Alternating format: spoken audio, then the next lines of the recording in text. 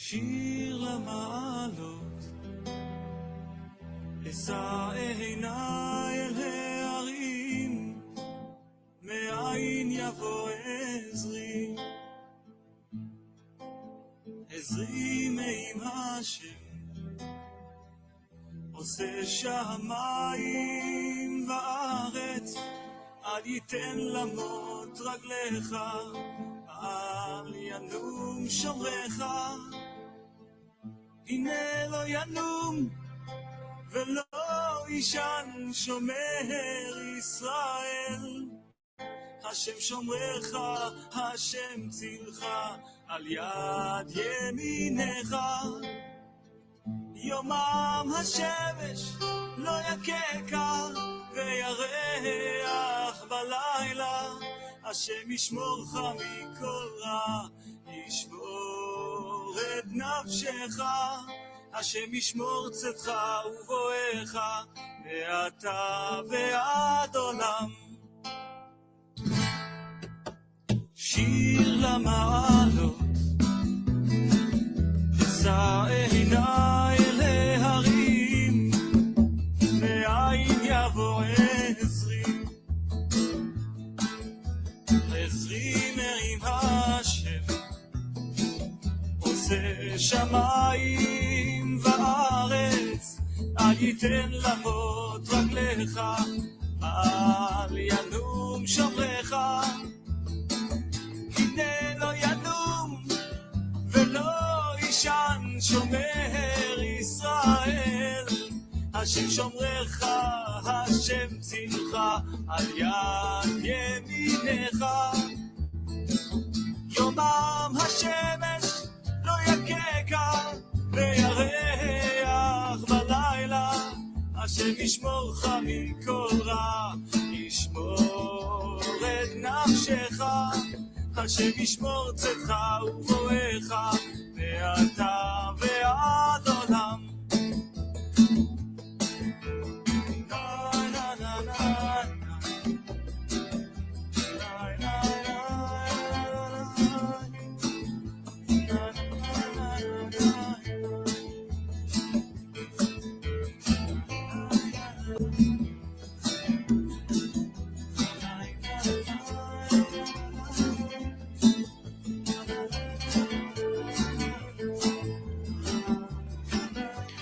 Hello, Melech.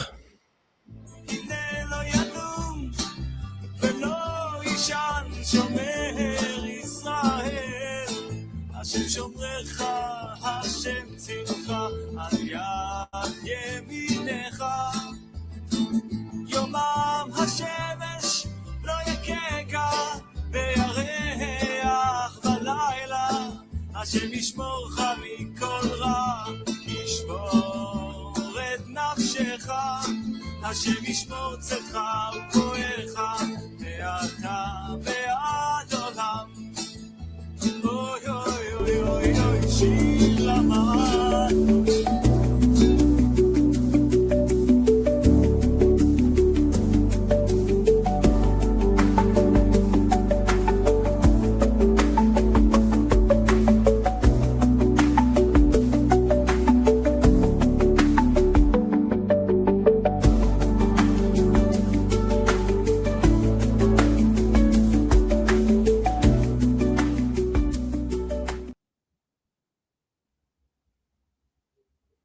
Okay, let's see here. Hey, Melech. Okay, Israel, can you hear me? Yes. I can you hear me? you, but I cannot see you. Yeah, hold on one second. Let me try to deal with that. Let me get rid of these. Can you hear me, by the way? Yes, I hear you fine. I hear you. Awesome. One second here. So, what I have to do. This should do it. There we go. Let's see. All right. Let's see what's going on here. So how am I going to get So now you can hear me, but can't see me. Okay. Now I can see you. There we go. There you are. Yeah, we're good. Okay. How am I going to get access? I'll send you a link. Mm-hmm. I'm going to send you a link to the video, and then you'll be able to download it. Okay. Okay. Okay, cool. Sound good? Sounds good. All right. All right. So ready to go whenever you are. Okay, ready to go. Do I ask Should the I start, questions or you want do to? you? Okay. What do you You prefer? were the one who invited me onto your podcast, so I think you could lead the session pretty much. I'm going to let you take the lead. I'll just give Okay. a bit of an introduction, I guess, and then we can let the discussion flow. So first of all, I want to say, I've watched a lot of your content, and I think you're doing a great job. Really, keep up the great work. And I'm really glad we could do this broadcast together. So I thought we could take the discussion in any direction you want, but you had specifically said that you wanted to focus on the judicial system in ancient Israel, specifically. So there's the claim by the rabbis that, or there's the establishment of the Sanhedrin, and the claim that this dates back to ancient times, already back to the time of Moses, right? And that there was a tribunal of judges that adjudicated cases. And that, of course, is their justification for the establishment of the Sanhedrin. And we can go through a lot of the texts and see that really doesn't hold any water, that really the Sanhedrin was a foreign institution imported into Israel during Greek times, for the most part. In fact, the word Sanhedrin is a Greek word, which we can talk about later. Or we can talk about other things. Yeah, well, I think that's such an important thing to talk about. Honestly, first and foremost, because every time you get into it with Orthodox Jews, they immediately say, well, the Torah says to follow the rabbis. And then you say, well, where does the Torah say that? And they say Deuteronomy 17, where it says, in matters of dispute, you should go up to the place that God chooses and inquire of the judge, actually singular, and the Levitical priests who are in that time, and they will instruct you on the matter of the law. And so they say, well, you see, there are judges with power to adjudicate law and to instruct you, and you have to listen to them. Now, of course, the rabbis crown themselves as that authority, even though they're clearly not speaking from the place that God chooses as ordained priests or judges. And then they also cite this concept of the Sanhedrin, which, first of all, historically is hilarious, because the Sanhedrin, they say, was a group of judges in the Second Temple, even though that a large majority of the judges in the Sanhedrin were actually Sadducees, right? They weren't even Pharisees.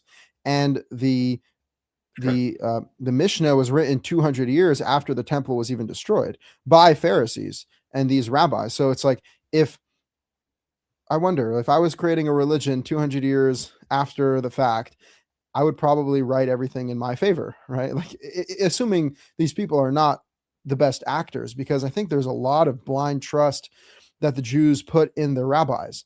But when you start to dig deeper, you like, well, why do you trust these people so much just because they lived 2,000 years ago and have the title rabbi?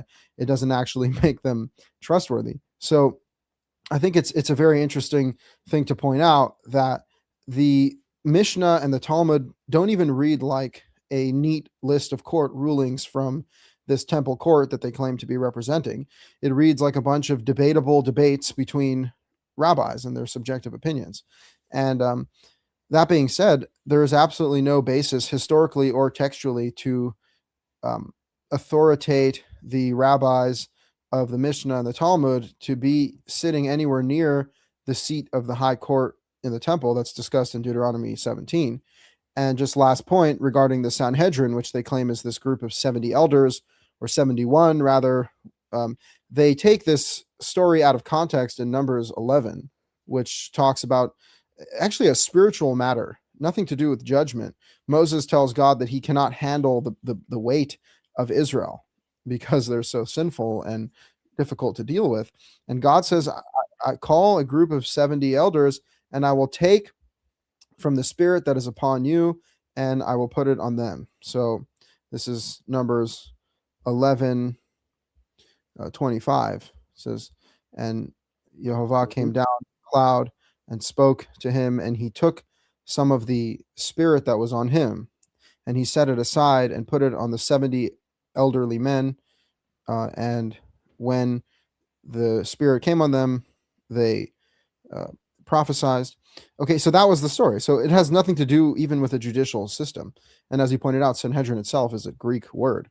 And I think I just, if you can explain this to the audience, the historical facts here, And just to dispel this rumor, because it's a recurring question, which is like, well, the Torah says listen to the rabbis, Deuteronomy 17, and it's like, in no way does that mean listen to the rabbis of the Talmud. But expound on that if you can. Sure, absolutely. So I think the best place to start would be the first verse you mentioned, which is Deuteronomy 17, chapter 17, verse 9. So in fact, I'll post it. I'll post it in the Hebrew, actually. Let's see, and then we can translate it into English. Let's see if I can get it up there. Comments. Second.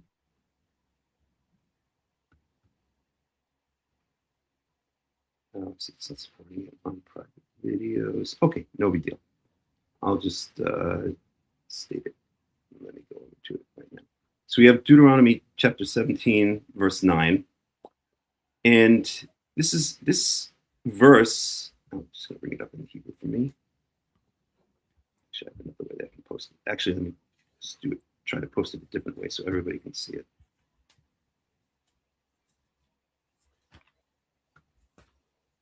Just give me 1 second here.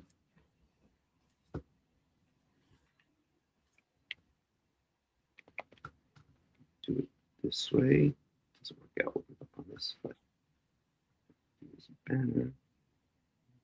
Create a banner. And what you do? Show. Okay, so you can see that, right? There it I think is. everybody can see that. Yeah. So it's Deuteronomy chapter 17, verse 9. I'm just going to open it back up into the entire chapter so we can get the context here.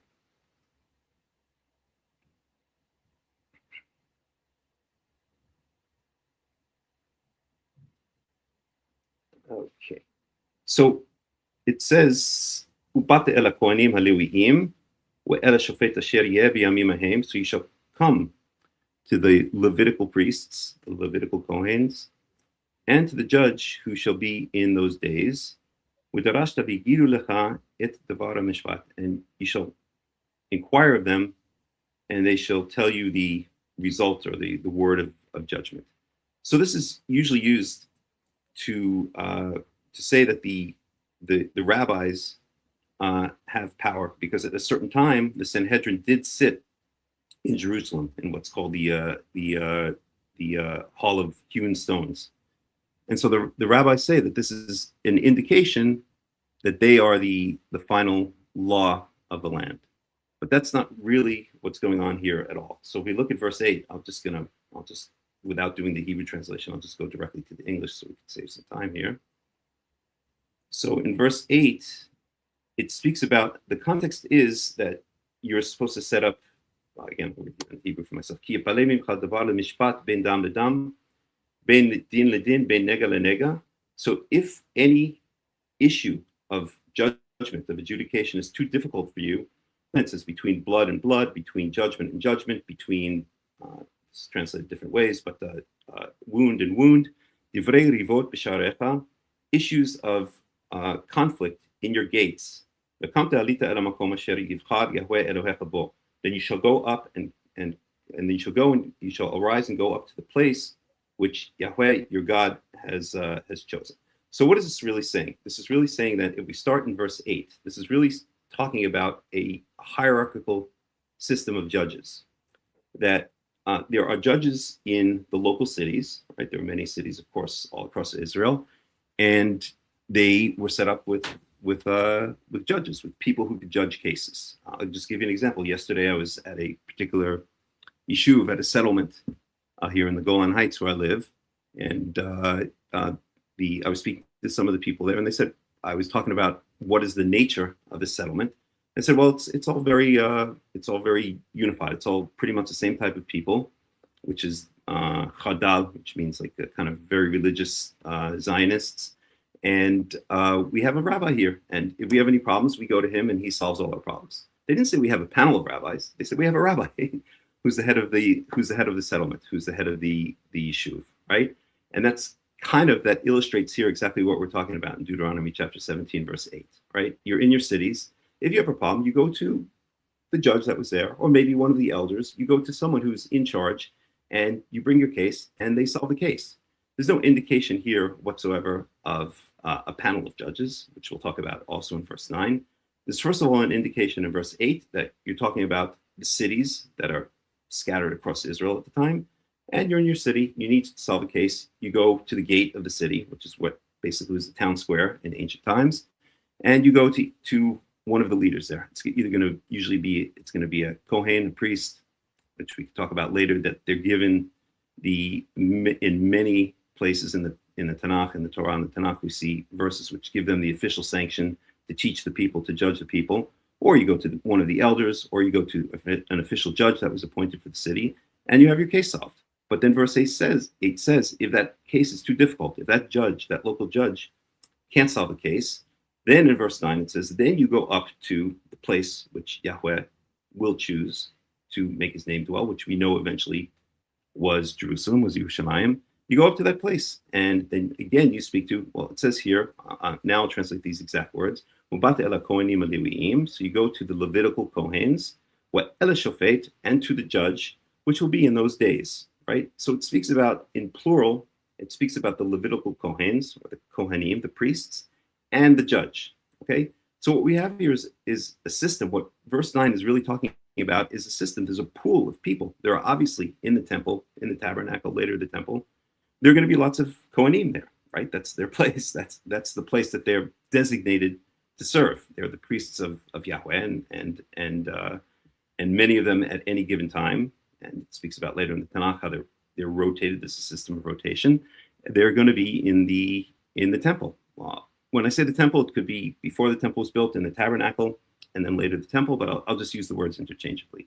They're going to be in the temple, and there's also going to be the judge, the main judge. The example for that is the last judge over Israel, who was Shmuel, who was Samuel, right? He lived in the temple. He was brought to the temple by his mother after he was born, right? So what we have here is there's no indication here of a body of judges. There's an indication of a pool of people who will be able to adjudicate cases in Jerusalem. So this essentially serves, what we see here is a hierarchical system.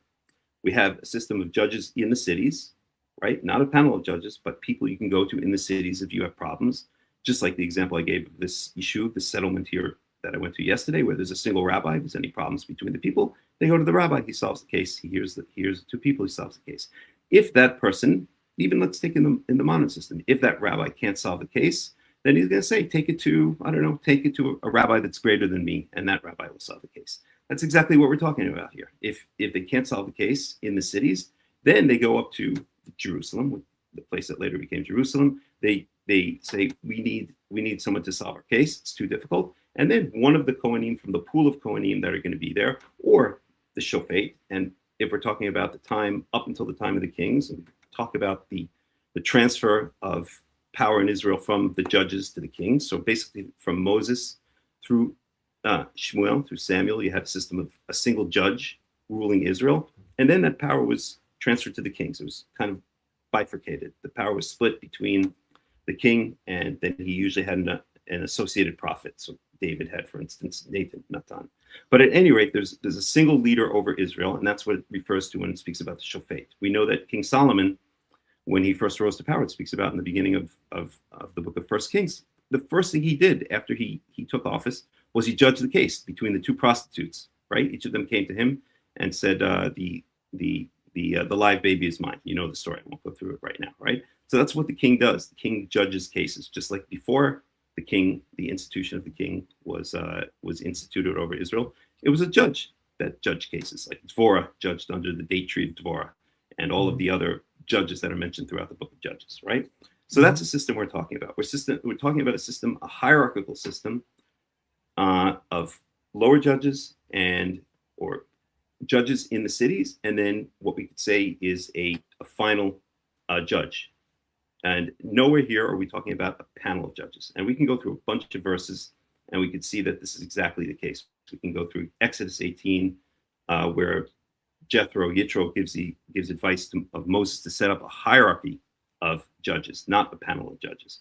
That's it, B'kitzur. That's it in short.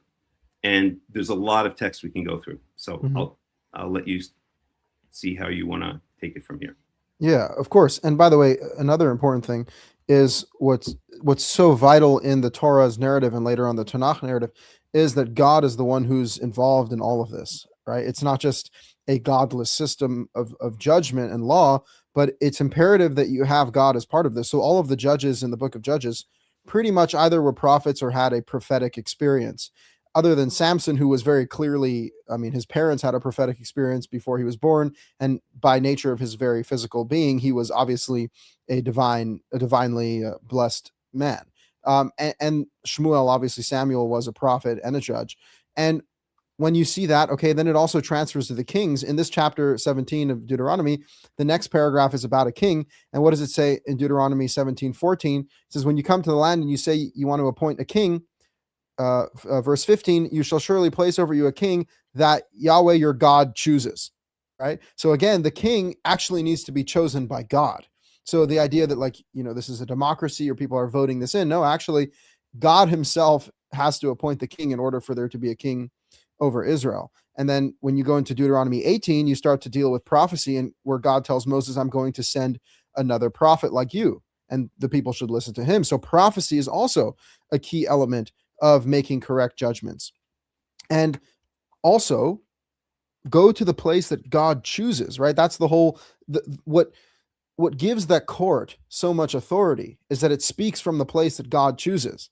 If it's not speaking from the place that God chooses, by definition, it lacks the authority of this court. And so think of like the rabbis saving themselves and going to Yavne and reinstating their court there and pretending that now they're the new high court because the yeshiva is the moving temple. It's like, no, it's not, right? The reality is that the place that God chooses, the mere fact that we have that level of presence of God among us grants much greater authority to the judge and the priests who are sitting in that temple. And one final point that I wanted to bring up to your attention is what it says in Deuteronomy 17 is that the man who acts with malice, so the word bizadon is like a willful intention to do the wrong thing, and he refuses to listen to the priest and the judge, then he is put to death. But I feel like that's a very important point here, which is that theoretically, this system itself is subject to corruption, right? This hierarchical system, which is an important thing to discuss, which is what if the authority becomes corrupt? What if people are not operating correctly? Well, the man who is punished is the man who acts maliciously with negative intention to go against them. But if someone stands up to the court and says, hey, I get that you're the authority, but did you forget about this verse in Exodus here? Or you forgot this point here? The court, a just court, should listen to that argument and actually take it into consideration, not just say, oh, we're the boss, we get to do whatever we want. And ultimately, I think that that's a very important point, that we have to govern with humility. And the key element of the opening verse is when you have a matter of dispute and a matter of doubt in the pre-existing law. But what the rabbis have done is they've extrapolated this authority, they've taken it all over the world into the diaspora, and they've basically said that we're going to add and subtract thousands of laws to Judaism, and you're obligated to follow every made-up thing that we've said on the basis of this law here, that you have to listen to the judges. But when you see it, it's not just giving them authority to make up whatever they want. It's giving them authority to judge in cases of doubt and dispute regarding the pre-existing law, not to make up their own laws. Absolutely. Everything you said is right on target.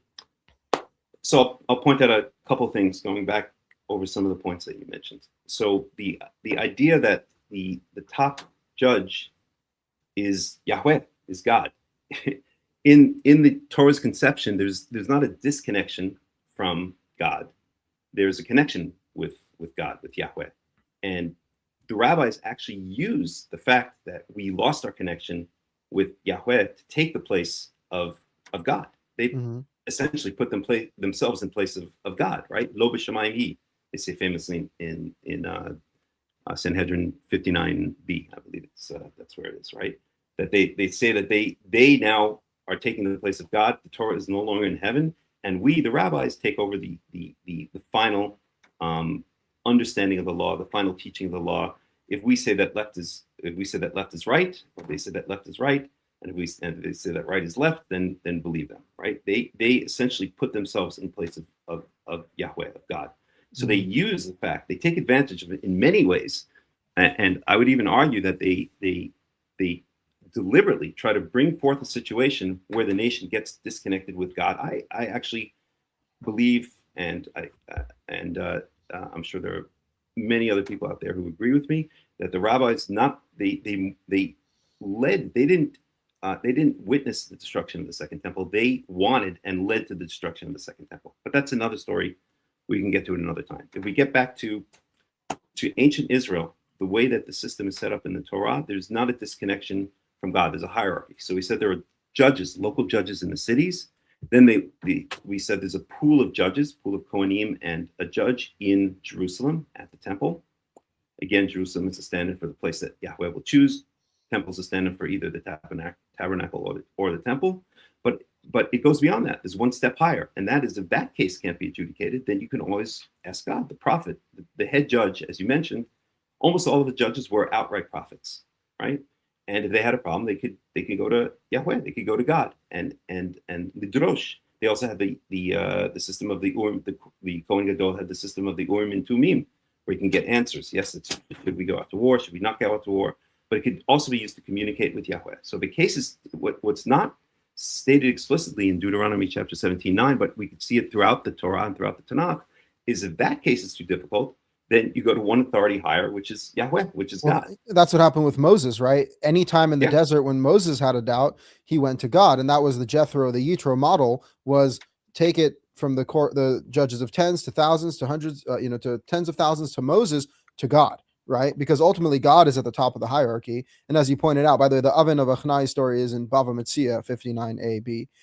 Thank you. Yeah, and just I don't want people to call us out on our Talmudic ignorance here, but Sure. It's a Google search away. Everyone knows the Talmud now, Sure. which is pretty funny. Yeah. But the bottom line is that it's a terrible reality in which, as you said, they've spearheaded the attempt to remove us from God, because once God is not on the top of the hierarchy, well, the rabbi's on the top of the hierarchy. Absolutely. And just to back up, we see Moses. So Moses was the greatest prophet of all times, right? He was also the humblest man of all times, or one of the humblest men of all times. And we see that there were cases that he himself couldn't solve, and he had to go to Yahweh himself. The case of the daughters of Tzalafchad, right? Yep. Yeah. We have the case of the Mikoshesh Etzim, the wood gatherer. There's a person gathering wood on Shabbat, and they bring him, they put him in jail. They don't know what to do with him.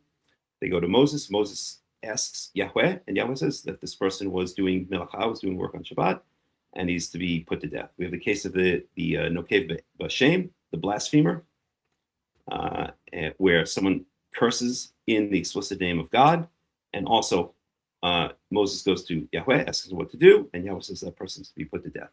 So even Moses himself, who was the greatest prophet of all times, who was the greatest judge of all times, one could say, he himself understood that there was a boss above him, that there was a hierarchy of judges. And that's really the true hierarchy that's laid out in the Torah. There's the local judges, and then there's the main judge in Jerusalem in the temple, and then there's Yahweh, then there's God above all. And in ancient times, there was a means of communication. It was called prophecy, or it was called perhaps vision, or it's called using the Urim and Tumim. But there was a way to speak to Yahweh and get answers from Yahweh. And that's what we see in the Torah explicitly. Yeah, amen. Right? And I find it tragic that they kind of take advantage of the fact that we're not in contact with Yahweh to force their authority down on everyone, right? Because like that just seems to me like such a terrible thing to be doing. And you find it with the Shabbat thing, because I want to ask you about like your view on Shabbat, because immediately they'll be like, oh, well, how do you keep Shabbat? And how do you do this? And how do you do that? And it's like, well, okay, you have an argument whether or not you can open a bottle cap on Shabbat. You believe that you get put to death for pushing your baby in a stroller down, to your neighbor's house. So clearly you don't have any clarity on Shabbat, but they're going to taunt you and kind of force you into submission, holding your doubt against you, as opposed to what we're saying is like, we may have doubts, but we acknowledge that this is a result of our disconnect from Yahweh himself. And unfortunately, we're in this position, but people shouldn't use the time in Deuteronomy 31, God has concealed his face, right? People shouldn't use the time where God has concealed his face in order to cause more damage and force their own false authority down people's throats. Absolutely. The rabbis absolutely take advantage of this, and they take advantage of the disconnect of Israel from Yahweh in many different ways. They essentially, I mean, the Pharisaic movement, it arose during the mid-Second Temple period, and slowly but surely they gained power, right? And one of the major ways they gain power, we don't have to go into the details right now, is so Israel was under the rule of the Hasmoneans from approximately 165 BCE, that's around the time of the Hanukkah story, until 63 BCE. And what happened in 63 BCE? The Pharisees asked the Romans to come in and take over the land of Israel. They hated the Hasmonean dynasty so much, and there were problems in the Hasmonean dynasty, but they asked the Romans to come in and take over Israel in 63 BCE.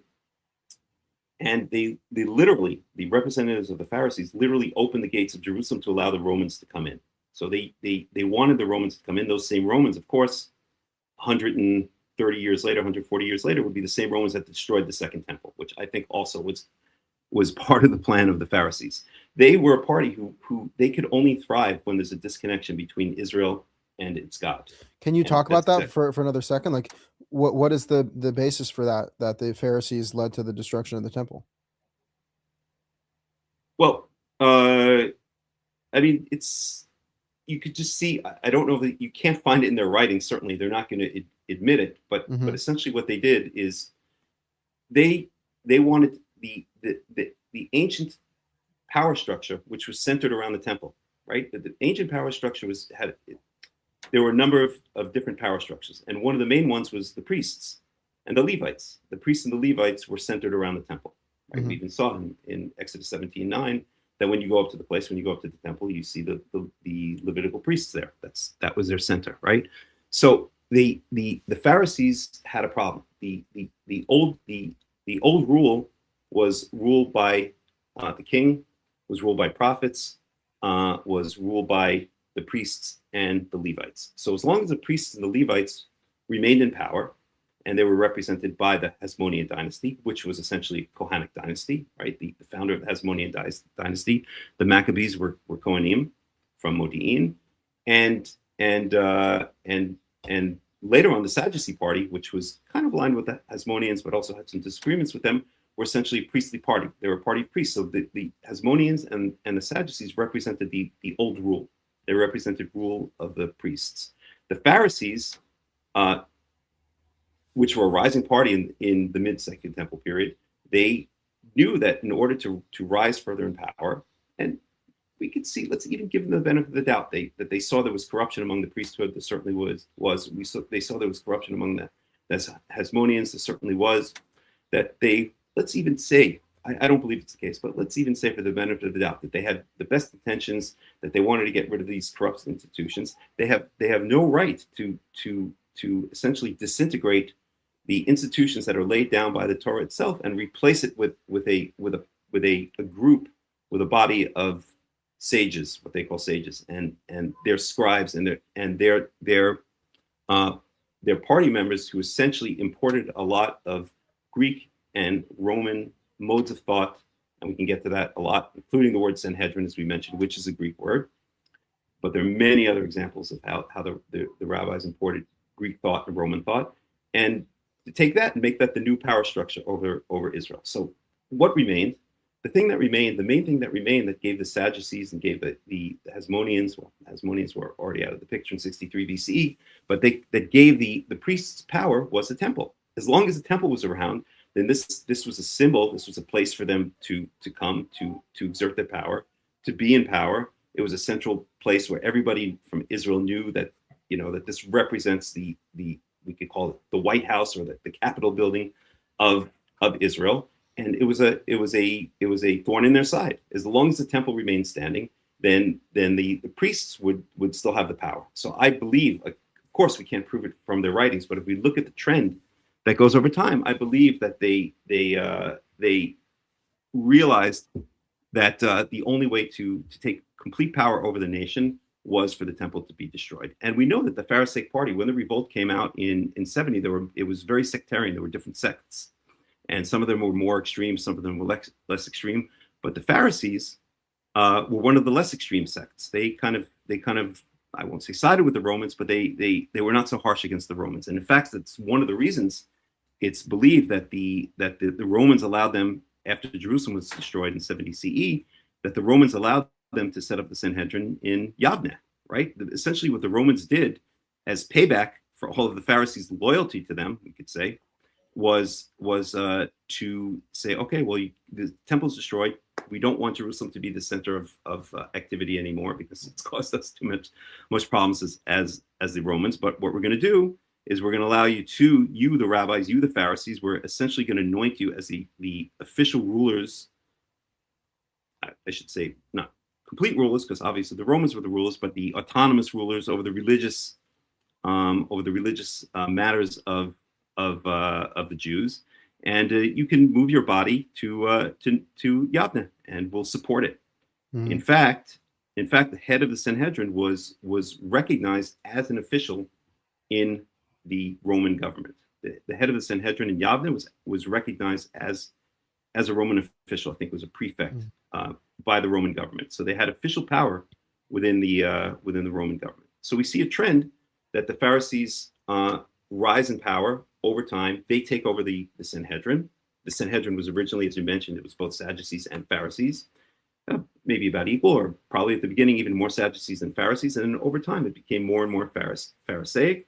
And then after the temple was destroyed, aside from a couple of remnants of priests within the Sanhedrin, the Sanhedrin was entirely Pharisaic. The Pharisees essentially, after the temple was destroyed, completed their takeover of the nation of Israel and instituted their new form of Judaism, which Israel had never heard of before. It was a completely new form of Judaism, but it stuck, and that's what we're dealing with until this day. Yeah, and you have that story with Rabbi Yochanan ben Zakkai, who has a special audience with Vespasian, the Roman general, and says, "Give me Yavne and its sages," and that's like his bargain with the general, essentially, who then I think became the king later, and that's. Yeah, as you said, it was deeply political. And I think even throughout history, we see the Pharisees have kind of like a sub-government under whatever the larger secular government is at play, whether it's the Roman government or the European government, the American government. But the rabbis are good politicians, it would seem. And they know how to keep an insular community going on where people are threatened by the internal incentive structure in the Orthodox community. I don't know how deeply you've gotten to the Orthodox community. I know you were more conservative reform, and then you were studying to become Orthodox, and then you just realized this is all wrong.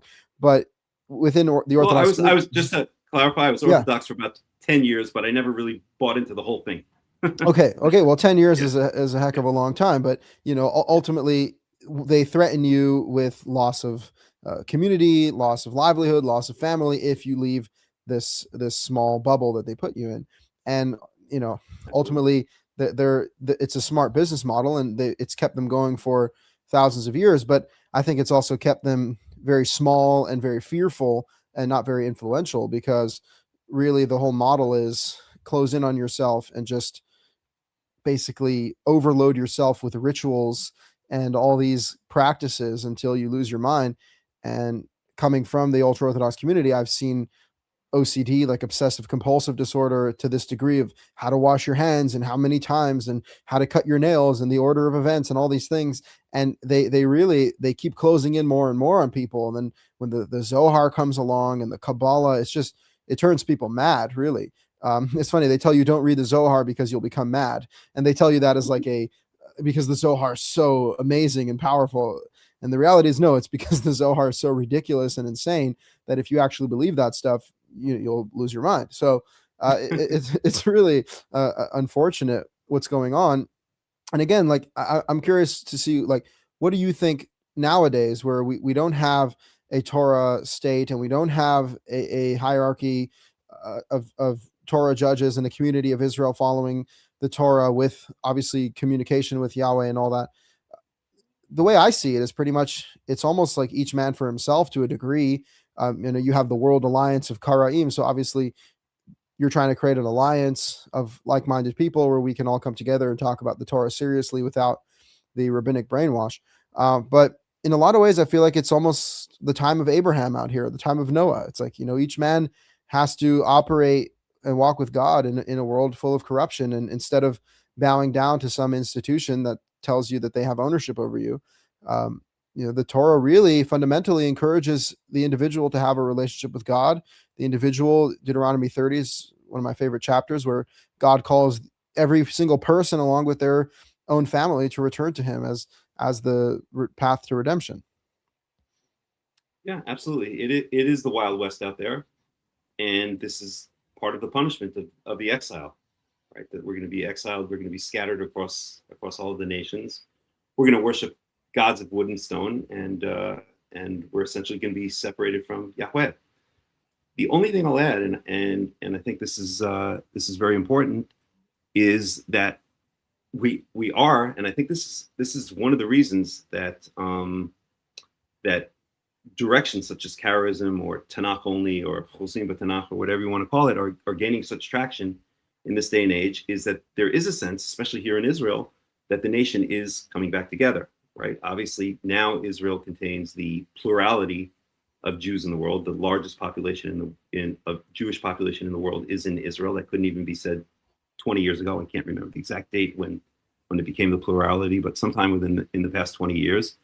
And basically most of the nations around the world had emptied themselves of the Jews over the past 150 years or so, right? So the nation is reassembling here in Israel, and that implies to me that we're heading back towards a situation where we're coming full circle.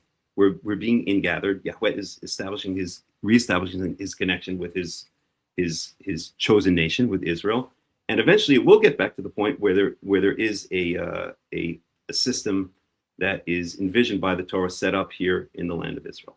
So in terms of what we have right now, even in the state of Israel, right? So we have a secular government, and they're certainly not Torah oriented, but they're a stepping stone. They're a stepping stone to a state of Israel that ultimately will be what is envisioned in the Torah.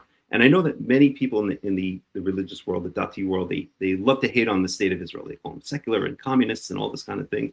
And there's a lot of truth to that. But on the other hand, they, in many ways, the secular people here in Israel are more open to the idea of, if you want to call it Karaism, or if you want to call it Tanach-Only, they're much more open to that idea than the religious are here in Israel. So while there's a lot of problems with the secular state of Israel, there is also a lot of indication that they are open to the idea of moving in the direction of Torah. So that's where I think things are heading. So as much as it is the Wild West, yeah, go ahead, Israel. Yeah, well, I want to get your thoughts on that for a second, because that's such a powerful point, and you could speak to that coming from a Reformed conservative background as well, which is the majority of the Jewish people are unaffiliated with Judaism in a serious manner. Like the Orthodox Jews, obviously they're the representatives of religious Judaism to the world, but then you have the majority of Jews are unaffiliated, largely secular. And what you're saying there is an interesting point, that you find that often secular people are more open to the Torah-only philosophy because, and this is because you were saying the Pharisees have been responsible for distancing the people from God and distancing the people from the Torah. And it's because if these people are the representatives of the Torah, and growing up as a Jew, you just think, okay, what is religious Judaism? Orthodox Judaism, right? So if that's how you perceive Judaism, well, then why would you want to be Torah observant? Why would you want to go live that lifestyle, which is really not that appealing unless you're inclined so or raised in that lifestyle? But I feel like if the Torah was made more accessible to the Jewish people and they actually understood what it meant to follow the Torah, and that it's not really that hard and that it can be implemented quite simply, I feel like a lot more Jews would be interested in it. Absolutely. I agree 100%. Many people, when they see what Judaism is, then they essentially what they do is they throw out the baby with the bathwater. They say, if this is Judaism, I want absolutely nothing to do with it. And they become secular, or here in Israel, they'll go searching off in the Far East. They'll get into Eastern religions. They'll get into all kinds of things because they believe that the Torah is what the rabbis are presenting to them. And they say, this is the Torah, I want absolutely nothing to do with it. So I know from personal experience that when I speak to secular people about the ideas that I have, they're not only open to it, many of them are fascinated by it. Yes, they're, yesh v'yesh, there are all types of people. So there are some that could care less, that hate God, that are atheists, that were born atheists and will die, be atheists till the day they die. But many non religious people that I speak to in Israel are absolutely fascinated and always want to hear more. And I would even say there's a trend. So I've been in Israel essentially since the mid 90s, right? And I remember back in the day when I used to speak to religious Jews, whether they were Dati Leumi, which is religious Zionist, or Karaites, which is the ultra Orthodox, very negative opinions about Karaism and about the ideas of returning to Tanach-Only way of life. I don't like to say the word Judaism because that's a later phrase, but a Tanach-Only way of life. And now, even when I speak to in the community that I live in, or in the city that I live in here in the Golan Heights, when I speak to even religious Jews, they're much more open to it than they ever were 10 years ago, 20 years ago. So something's happening. There's a trend that's happening where even religious Jews are waking up and saying, enough of this. Something is wrong here. This doesn't make sense, especially if you're living in the land of Israel. It just doesn't click. This just does not seem right. And so, although, as you said, in Orthodox communities, people have to be very careful what they say, what they think, what they are perceived of thinking, what they're perceived of being. Even there, you see some cracks in the armor. You see that people are, sometimes they'll just come to me very quietly and they'll say, oh, I'd really like to find out more about such and such. Or they'll even be more vocal about it in this day and age, and they'll say, wow, I'm really into it. We have a small community that we've built up here in the Golan Heights, where we meet on a regular basis of people who are basically former Orthodox Jews, or who are still Orthodox Jews officially, but who are very interested and open and of the ideas of Tanakh. So something is happening. Oh, that's very promising, to say the least. It's funny. I saw a clip of like a talent show in Israel, and this guy was trying out, and the panel was a bunch of secular Israelis, and the guy singing, he had no kippah on, but he had tzitzit. And these people, they were like, what's going on? Why do you have tzitzit with no kippah? And they couldn't wrap their head around it. And he said, well, because kippah is not in the Torah. And they were like, wow. And their heads were like exploding. And they were secular Jews. They're like, well, we don't even care because we're not religious, but what are you doing? And that's kind of the response you get a lot, because people really don't know the difference. And that was my own experience growing up Orthodox. I did throw the baby out with the bathwater for a moment there for about 2 years, because I was like, oh, this whole religion thing's a hoax. But then when I revisited the Torah just from reading it, what it actually says, I realized that everything important and significant and beautiful that I loved about Judaism was in the Torah, and everything I didn't like about it was in the Talmud and from the rabbis. So, it's clear that you can see the gap between the word of God and the word of man. It's like the greatest words ever spoken versus some of the lowliest words ever spoken. And it's unfortunate that people can't tell the difference. But I just think the Torah sets such a clear standard that if people actually read it, people read novels that are 1,000 pages long. They can't read a 250-page book. It's definitely doable. Yeah, and something that people forget is that the Torah was a direct communication to Israel. The prophets, for instance, when they spoke directly to Israel. It wasn't a message that was meant to be interpreted by an intermediary, right? It's direct communication. And when you read the Tanakh and you hear the words of the prophets and you hear the words of Moses, you see that this is not meant. When Moses addresses the people, he's addressing the people directly. He's giving them laws directly. He's not bringing on an intermediary that then is interpreting and reinterpreting and adding and subtracting to it. He's speaking to the people directly. And that's the sense you get whenever you read any part of the Tanakh, that this is direct communication between God, or the official, the representatives chosen by him, and the people of Israel.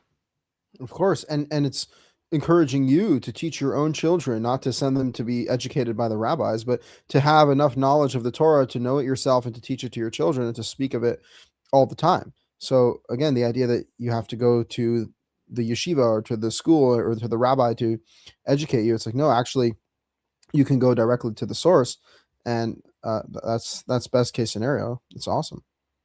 Absolutely. Do you want to dig into some of the texts and get back to the main issue that we were talking about, which is Sure.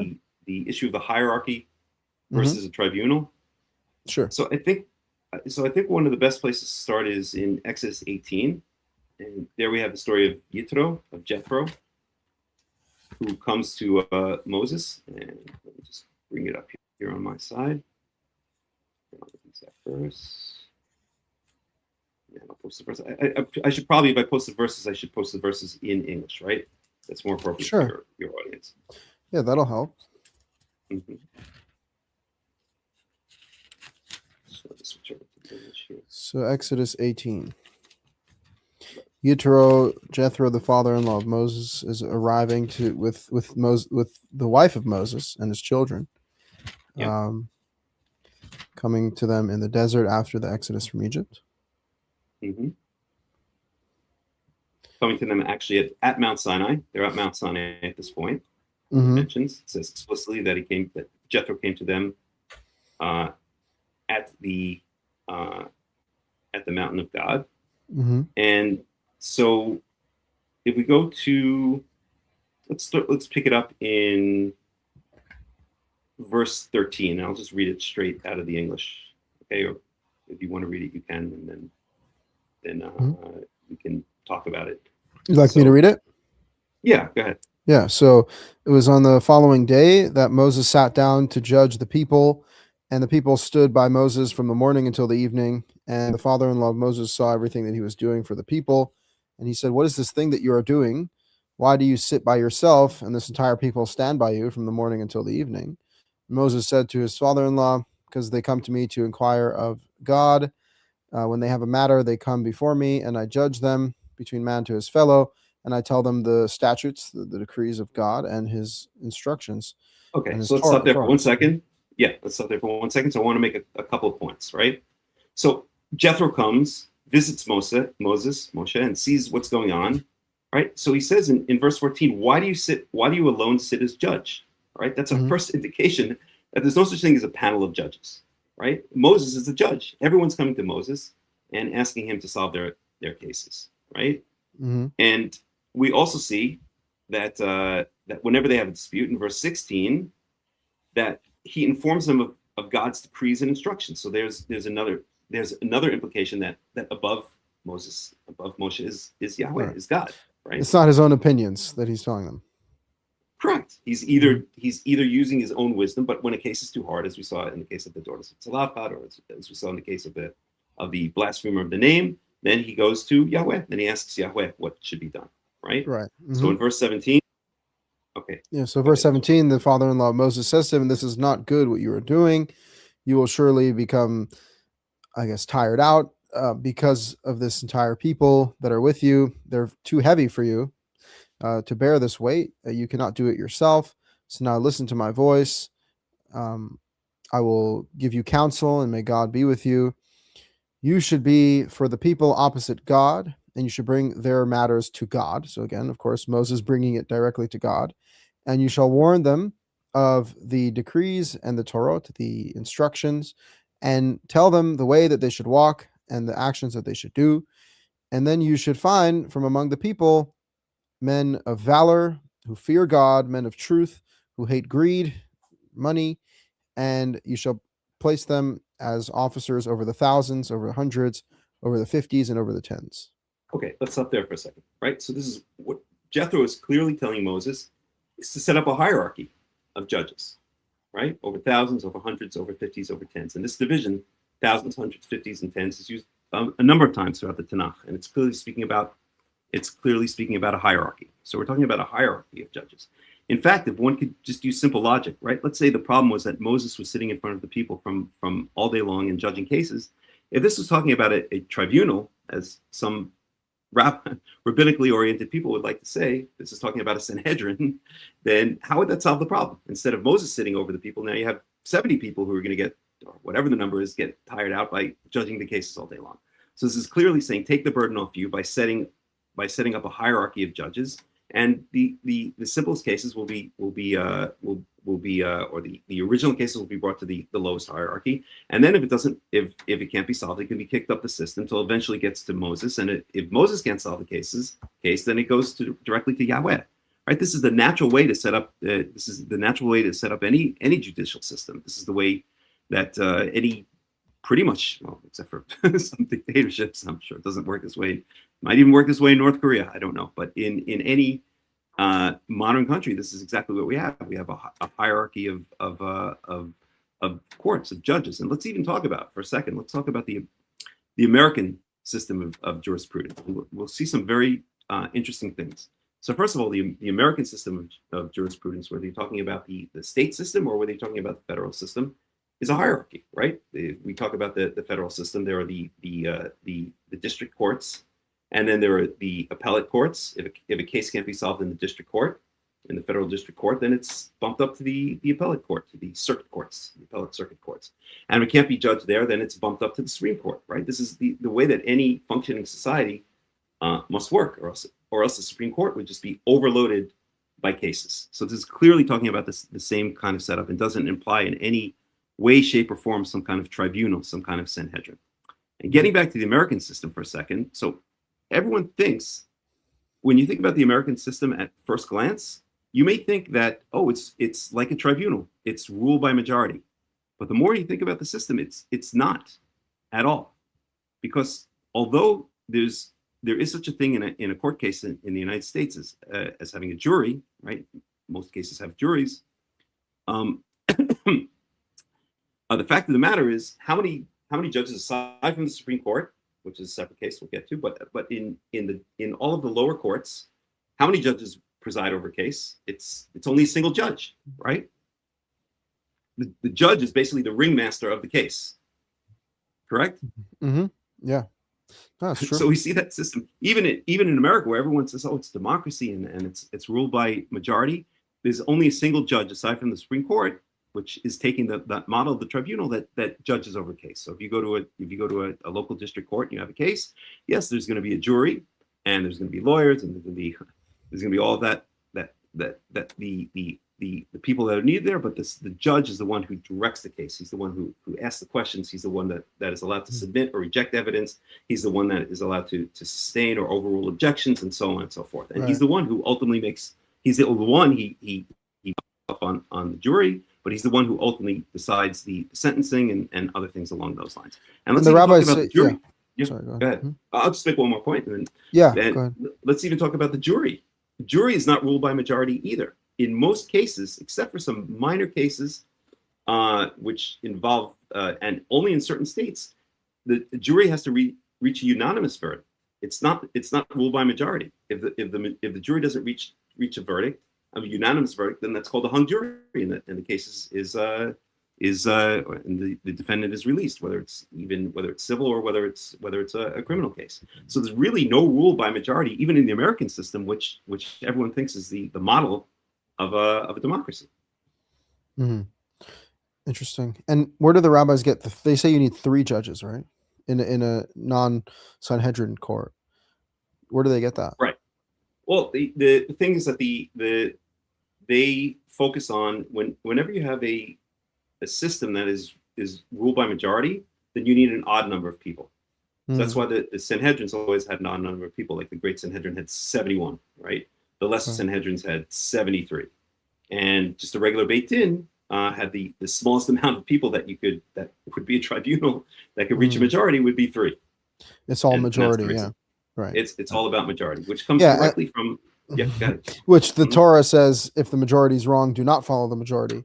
But according to this, it's like you can never even know what's right and wrong because you just go by majority anyway. But the Torah says in Exodus 23:2, right? Yeah. Do not follow the majority for evil or to pervert the law. Do not respond over a dispute to turn after the majority to pervert. So do not pervert justice for the sake of majority. But if everything's judged by majority, then how do you know when the majority is wrong? Yeah, absolutely. And what the rabbis do, and we can go through some of the sources here, is they actually use that verse, Exodus 23:2, which says, do not follow the majority. They take it out of context, right? They just take the last 3 words. Follow the majority. Yeah. Exactly.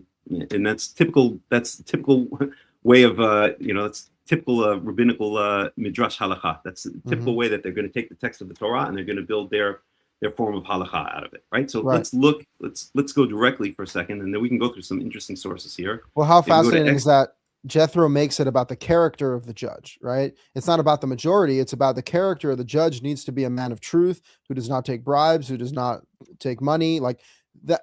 if this is about the character of the judge, now we have to make sure we actually have real righteous people over the nation, not just majority Absolutely. numbers.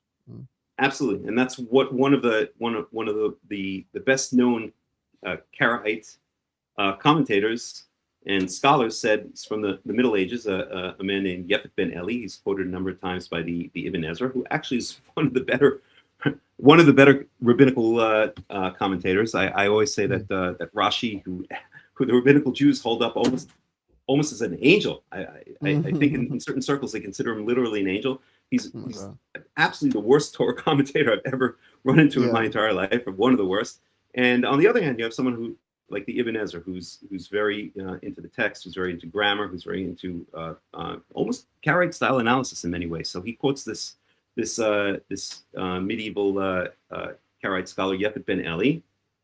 And Yefet ben Eli, well, he doesn't quote him here, but I'm saying he quotes him a number of times. What Yefet ben Eli says about Exodus chapter 23:2 is he's rebuking the rabbis, or he's picking up on the fact that the rabbis are saying that it's ruled by majority. And he says, I'll just translate it from the original. It says, "Judgment is not determined by number, but by truth and justice." And that's exactly what Exodus 23:2 is saying, right? We don't follow after the majority to do evil. Yeah. So amen. Yeah, and if we go to Exodus, so let's look at Exodus chapter 23, verse 2. Let's just read the words there. And I'm just going to read again the English translation. I'm reading the NIV, which is a decent translation. There's some better ones. But anyway, so Exodus 23:2 says, "Do not follow the crowd in doing wrong. When you give testimony in a lawsuit, do not pervert justice by siding with the crowd." Right? So that's clearly talking about its social justice implications. We're not talking about a tribunal of judges that are ruling, but that's what the rabbis do. They take that verse and they pick off a couple of words, as we'll see, and they use this as one of their main justifications for setting up a Sanhedrin, right? So let's even look into some of those rabbinical sources, and we could see. So I'll bring a couple here that I have written down. So we have in the Babylonian Talmud. This is Masachet Hulin, page 11a, and this is essentially the verse, and maybe I should post it now. And this is the verse essentially that is always pointed to where the in the Talmud where the rabbis are justifying the rule by majority, right? Which again, as we said, is a Greek institution, and we can get into that in great detail, right? So we read in again, this is Hulin 11a. So I won't. I'll save the time, and I won't read the Hebrew/Aramaic. So maybe it's going to work better in the Aramaic. Okay, so all right. So from where is the matter that the sages stated follow majority derived?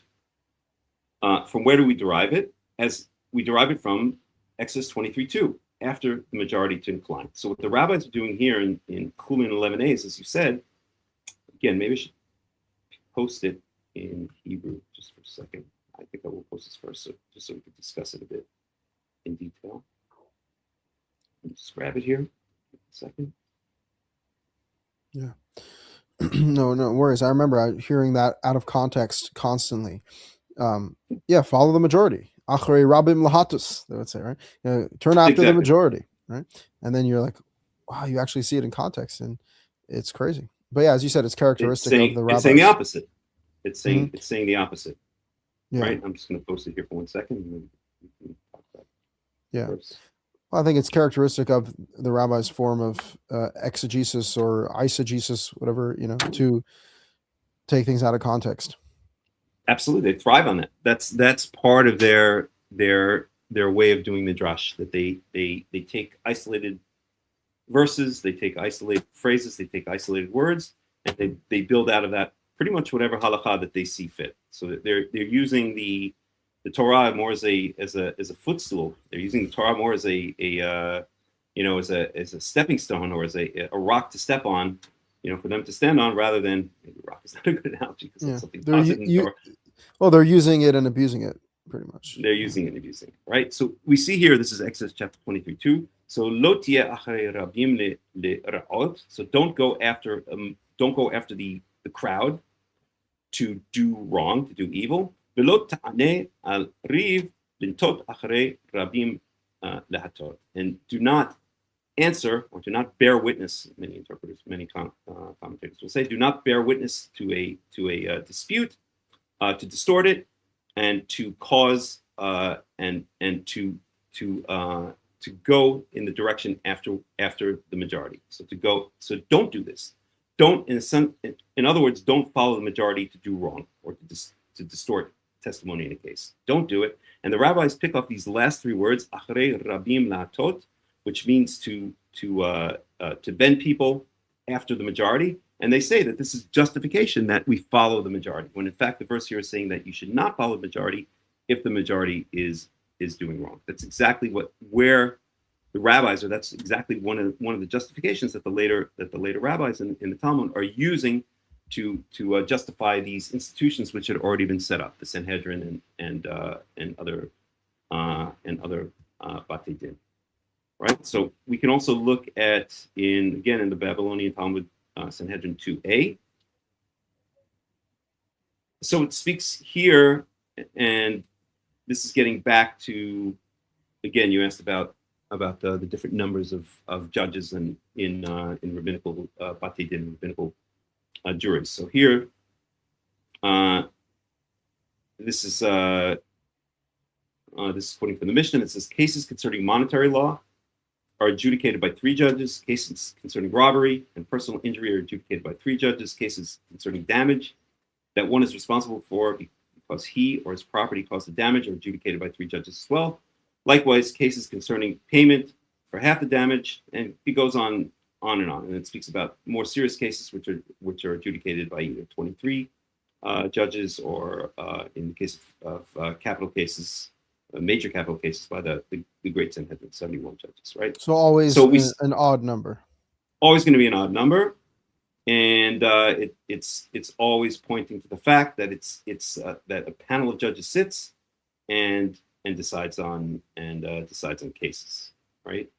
So, and we can go to one more source, and this is a later writing. This is from the Midrashic period, which is this is Mechilta de Rabbi Ishmael on Exodus 23:2.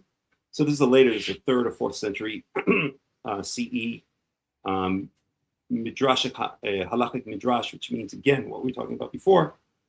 What the rabbis do is, again, taking verses, phrases, words, often out of context, usually out of context, and then building a set of halakha based on them. So this is from this midrash halakha on Exodus 23:2,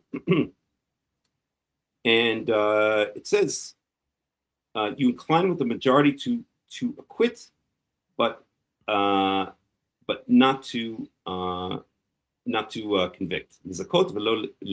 So what this is saying here is, again, it's saying that if you're going to acquit, well, it's essentially, without getting into all the details, it's essentially a later source that again is bolstering this idea of adjudication by tribunal rather than by individual judges. So we see this throughout the rabbinical writings, right? We see this already in the Mishnah. We see this in the Talmud. We see this in the Midrashic era, and straight up through modern times, where you have attempts to reestablish the Sanhedrin, modern attempts to reestablish the Sanhedrin. Before I got involved with Karaites / Tanach-Only Judaism, I learned with a certain rabbi. Should I even mention his name? I'm not a big fan of his, let's put it that way, to put it mildly. Anyway, a certain rabbi who was very involved with trying to reestablish the Sanhedrin. This was in the late 1990s, early 2000s. Thank God it failed.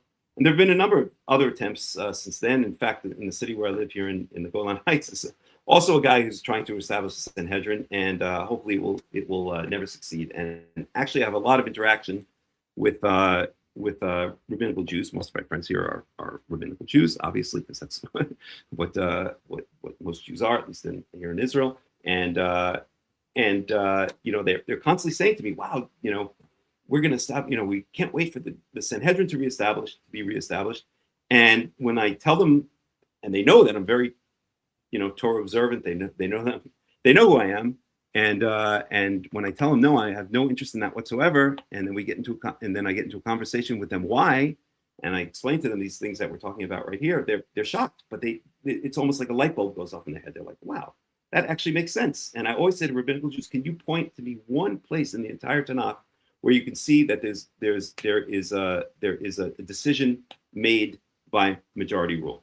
And usually they don't even know the Tanakh, so they'll start pointing out verses from the Mishnah or the Talmud, or from some later source like the Rambam or whatever the case may be. But the fact of the matter is, you can't find a single instance that in the entire Tanakh where you see explicitly or even implied that this ruled by a majority. Awesome. Well, hey, Yeah. I really appreciated your breakdown. That was very. There's a lot more we can do if you have time. It's up to you. I don't know how much time I have. Okay. Because it's getting late. What were you thinking of investigating? Well, why don't you want to go for about another half hour and I can get into a bunch of other sources, or it's up to you? I wish I could. I have a pregnant wife in the other room. So Understood. I just want to, I don't want to leave her for too long. But if you have one more like Torah source or something, if you want to wrap it up, that'd be cool. Yeah, let's end it with this. Let's end it with a little bit of the history of the Sanhedrin. Okay, so the Sanhedrin again is this body that is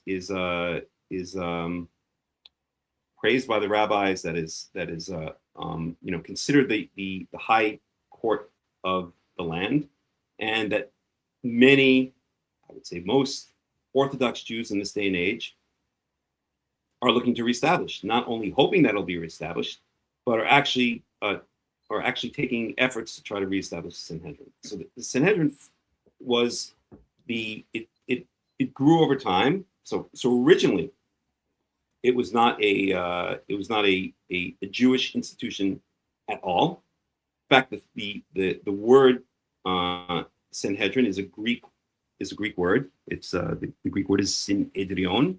Sin meaning together, like synchronicity, like synergy, and Edrion means to sit. So it's a sitting together. It's a tribunal. So Sanhedrin is a Greek word, and the idea of the Sanhedrin, where it was ruled by majority, is imported directly from the Greeks. And the earliest bodies of people that could be referred to as Sanhedrion were under Alexander the Great. Alexander the Great established for himself a Sanhedrion, which was essentially an advisory committee where they could recommend various laws or various recommendations to the main council, which was the assembly. So we see it's clearly a Greek institution, and as it trickles through history, we see that the first Sanhedrin, so under the Hasmoneans, so under the king Alexander Yanai, who was in the late the early first century CE, he had a body called the Sanhedrin. But then, as we said, the Romans took over in 63 BCE.